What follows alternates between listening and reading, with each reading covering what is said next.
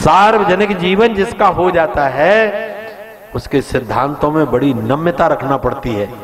या कितने लोग आते हैं, हजारों लोग आ रहे हैं, कोई कैसे ही आ रहा है, कोई है कैसा खड़ा है, क्या धक्का क्यों दे रहा है, और कोई विनम्र भी आता है, कोई भक्त भी आता है, कोई अभिमानी भी आता है, कितने प्रकार के लोग मिलते हैं। संसार के सार्वजनिक पदों पर रहने वाले व्यक्ति को चाहिए कि उसके अंदर उदार भाव होना चाहिए, तब तो वो समाज में चल सकता है। यदि उसका बहुत कठोर भाव हो गया तो वो समाज में चल नहीं सकता है। इसलिए क्षमाशील भाव से ही सामाजिकता को रखा जा सकता है। भगवान ने कहा मैं कितना क्षमाशील हूं, मनुष्य कितने पाप कर रहा है, कितने अपराध कर रहा है, पर मैं कुछ नहीं बोल रहा हूं, सबकी चुपचाप सहन कर रहा हूं, तब भी भगवान है।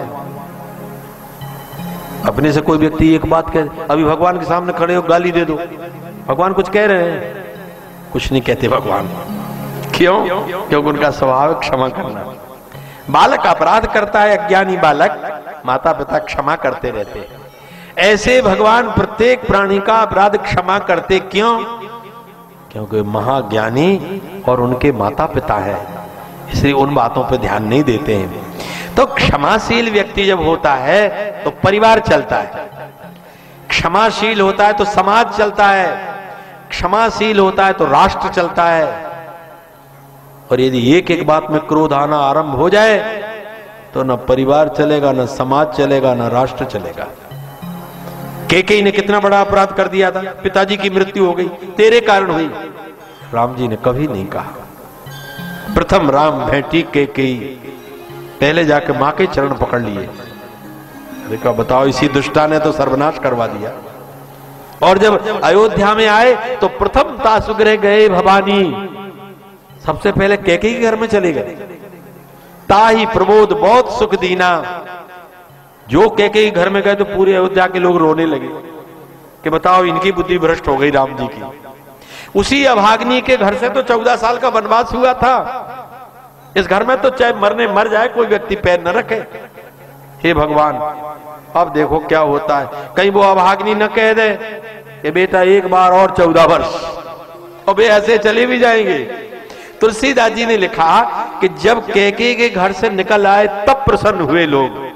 पुण्य निज भवन गवन हरि कीन्हा, ताही प्रबोध बहुत सुख दीना, पुण्य निज भवन गवन हरि कीन्हा, कृपा सिंधु निज मंदिर गए तो पुर नर नार सुखी सब भये। अब मन प्रसन्न हुआ, चलो बच गए। पता नहीं क्या कह दे, इसके चित्त का कोई ठिकाना नहीं। इतना अपराध क्षमा कर दिया राम जी ने, तब भी राम जी हैं।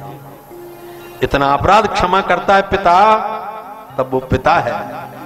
करोड़ों अपराध क्षमा करती मां, तब वो पृथ्वी की तरह उपमा दी गई। मां पृथ्वी के समान है। पृथ्वी पर कितना मलमूत्र डालो, गड्ढा बनाओ, कुछ भी लात मारो, कुछ करो, लेकिन पृथ्वी कभी रुष्ट नहीं होती। ऐसी मां भी समुद्र की तरह, पृथ्वी की तरह, समुद्र की तरह गंभीर, पृथ्वी की तरह क्षमाशील होती है। इसलिए उसकी इतनी बड़ी महत्ता है। जो जितना क्षमाशील होता है उतना ही महान होता है, और जो जितना शीघ्रता से आवेश में आ जाता है वो व्यक्ति कभी महान नहीं हो सकता है। देवताओं का हम कितना अपराध कर रहे हैं, सूर्य भगवान की तरफ मुंह करके लोग शंका कर रहे हैं, चंद्रमा की ओर देख करके थूक रहे हैं, भगवान की आराधना साधना नहीं कर रहे हैं, उनके बनाए नियम का पालन नहीं कर रहे हैं, लेकिन भगवान क्षमा करते जा रहे हैं, ध्यान नहीं दे रहे। यदि वे ध्यान देने लगे एक दिन जीवित रहना कठिन हो जाएगा। एक दिन